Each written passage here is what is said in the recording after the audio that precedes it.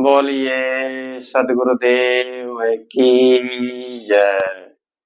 संत समाज की जय। मेरे आध्यात्मिक एवं व्यवहारिक जीवन के आत्म प्रेरणा स्रोत मेरे परम आराध्य सदगुरुदेव एवं मंच पर आसीन श्री साहिब जी एवं सत्संग सभा स्थल में बैठे मेरे धर्म प्रेमी सज्जनों, ममतामयी माता बहनों, नन्हे मुन्ने प्यारे बच्चों,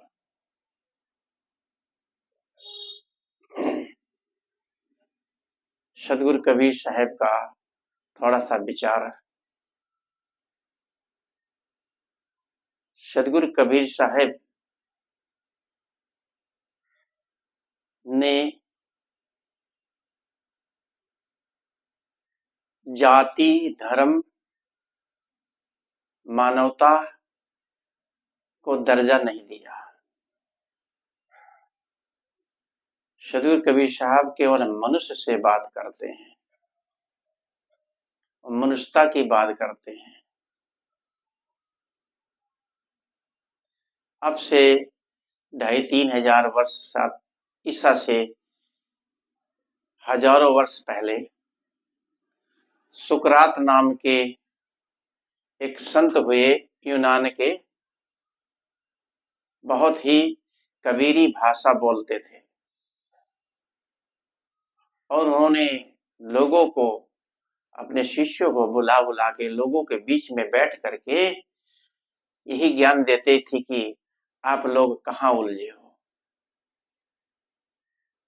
असली परमात्मा कौन है।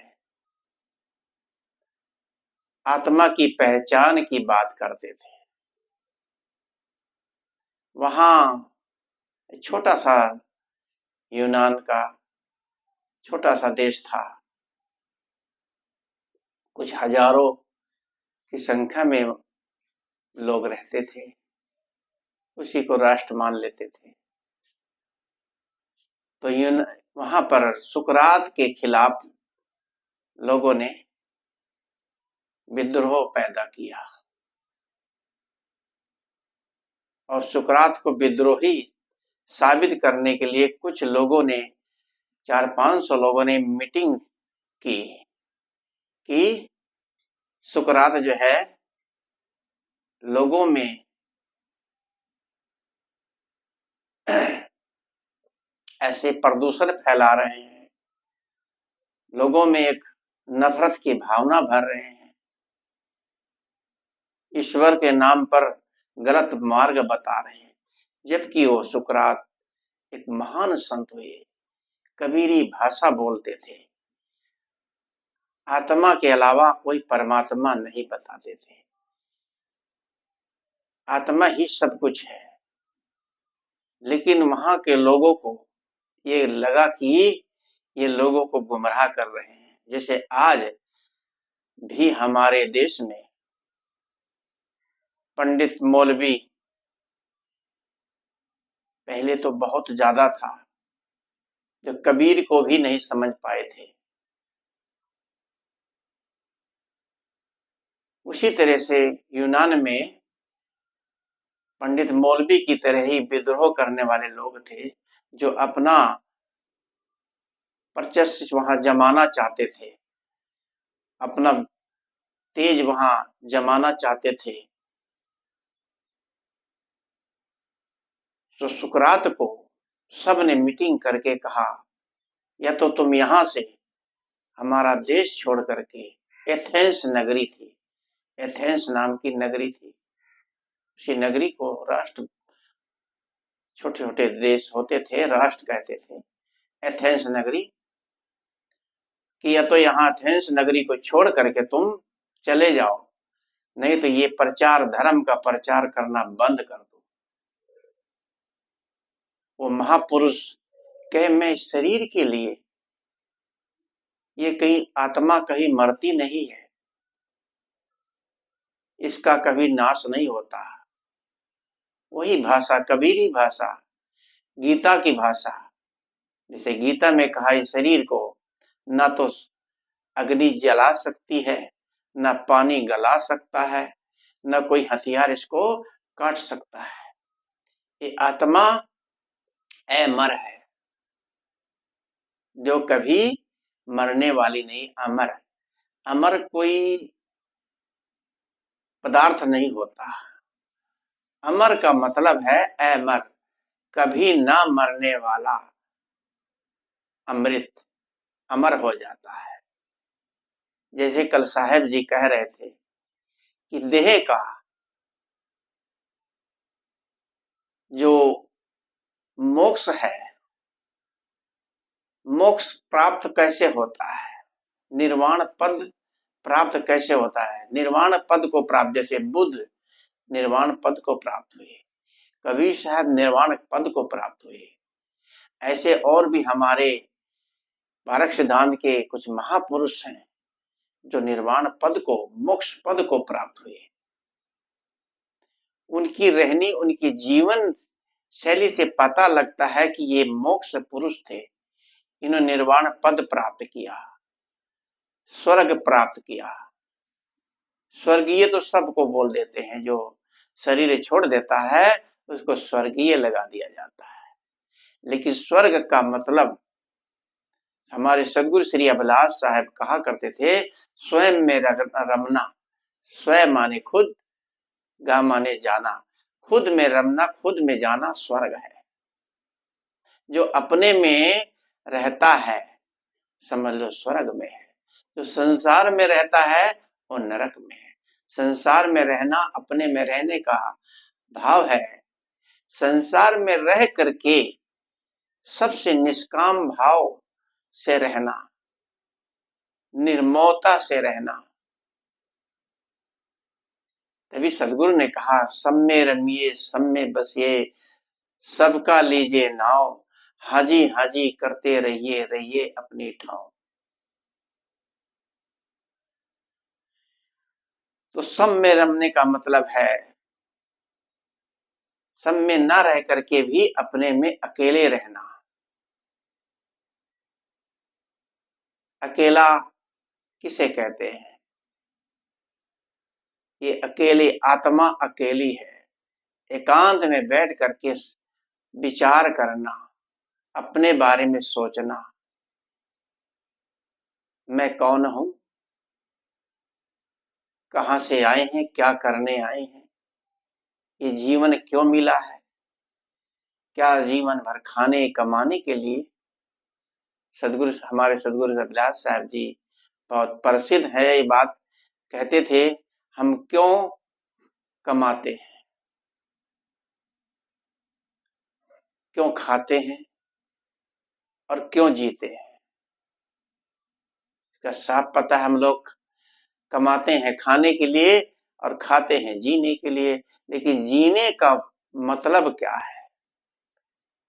जी तो जानवर भी रहे, पशु पक्षी भी रहे हैं, बल्कि हमारे से ज्यादा अच्छा पशु पक्षी जानवर हैं। उन्हें कोई टेंशन नहीं, कोई चिंता नहीं, न उनके पास कोई बैंक बैलेंस है, कोई खाता नहीं है, कोई ये नहीं कि जो खा रहे हैं इसको बचा के रखें, कल खाएंगे। बेफिक्र और मस्त रहते हैं, मुस्कुराते चहचहाते रहते हैं। मनुष्य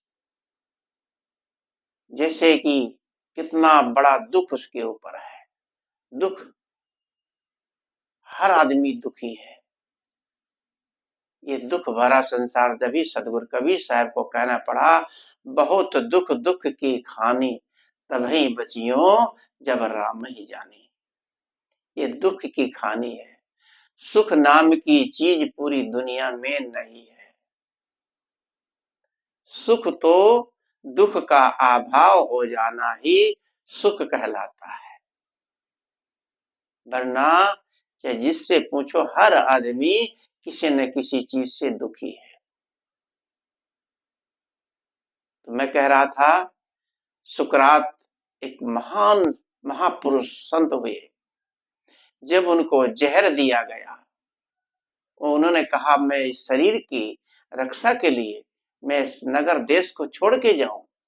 ये शरीर तो मरता ही, शरीर छूट जाता है, आत्मा अमर है, इसको कौन मार सकता है, मैं कहीं नहीं जाऊंगा।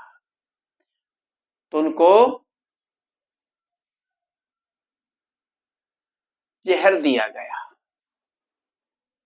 और जहर पी करके भी अपने शिष्यों को ज्ञान देते रहे कि देखो, ये मेरी चिंता मत करना,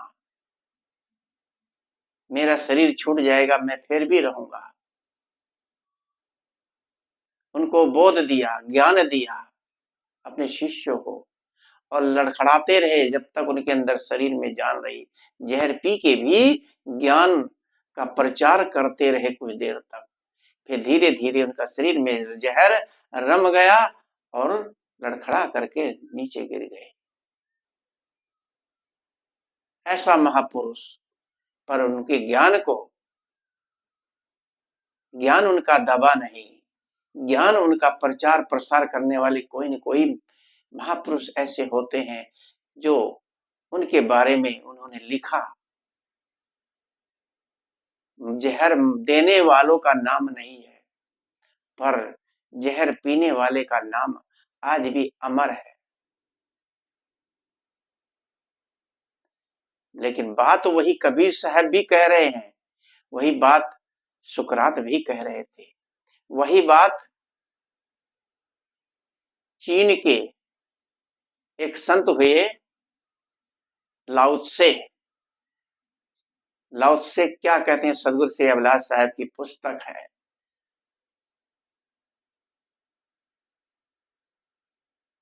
उन्होंने भी कबीरी भाषा बोली है, कबीरी भाषा में बात किया है।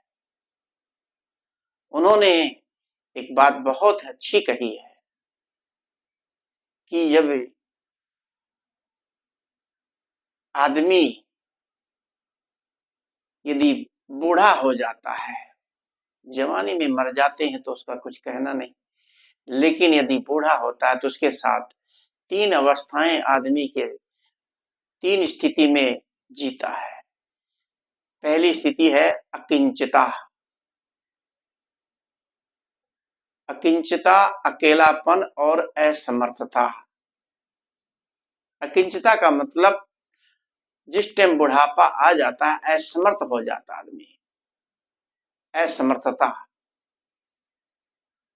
असमर्थ हो जाता है, चल फिर नहीं पाता, ठीक से बोल भी नहीं पाता, अगर कई बारी अधरंग हो जाता है, अधरंग में एक ही जगह आदमी पड़ा रहता है, कहीं कोई अधरंग में बोल भी खत्म हो जाता है, बोल भी नहीं पाता।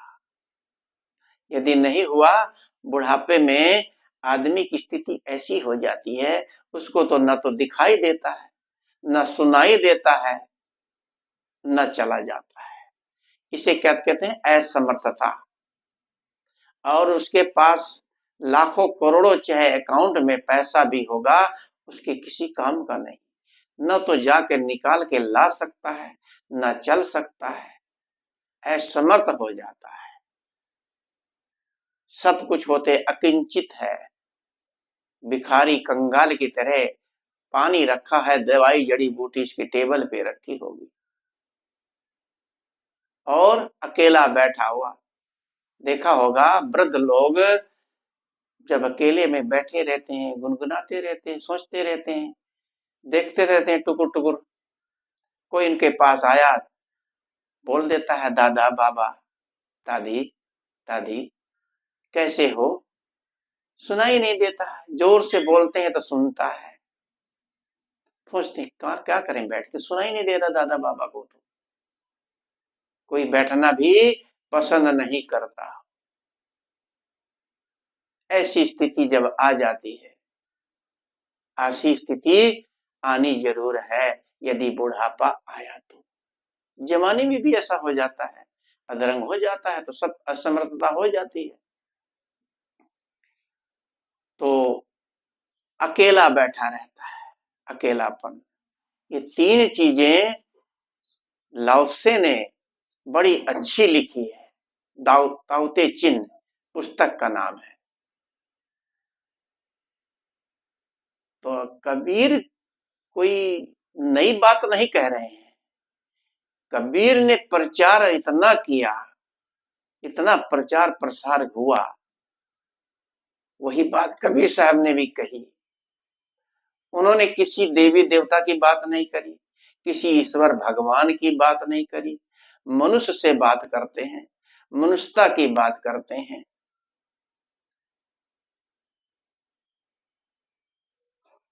लेकिन कबीर साहब का ज्ञान यूं प्रचार प्रसार बढ़ता गया, क्योंकि कबीर साहब सत्य कह रहे थे, सत्य बात बोलते थे, सत्य बात को सबने स्वीकार किया।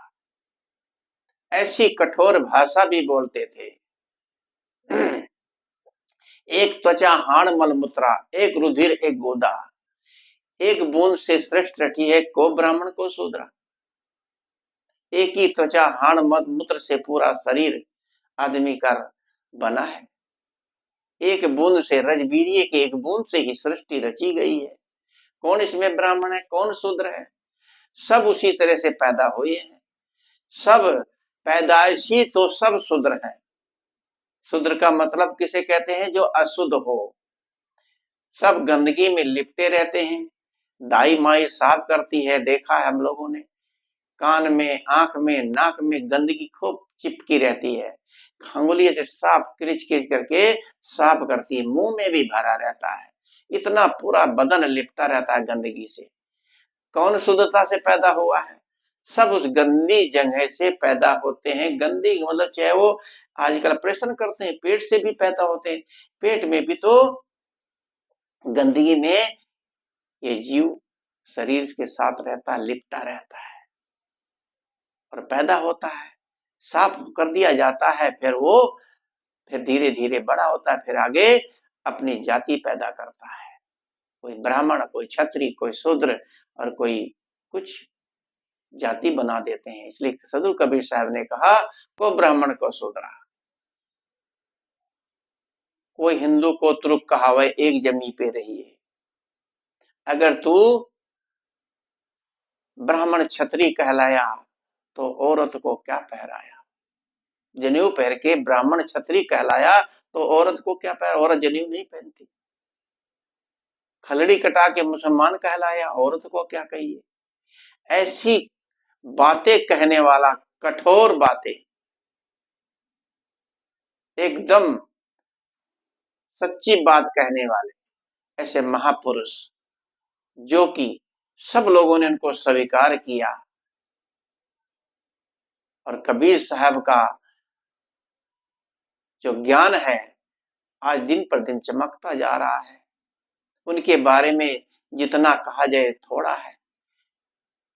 कुल मिलाकर जैसे हाथी के पैर में सबका पैर है, सभी जानवर का पैर हाथी के पैर से छोटे होते हैं, ऐसे सदगुरु कबीर साहब का ज्ञान था।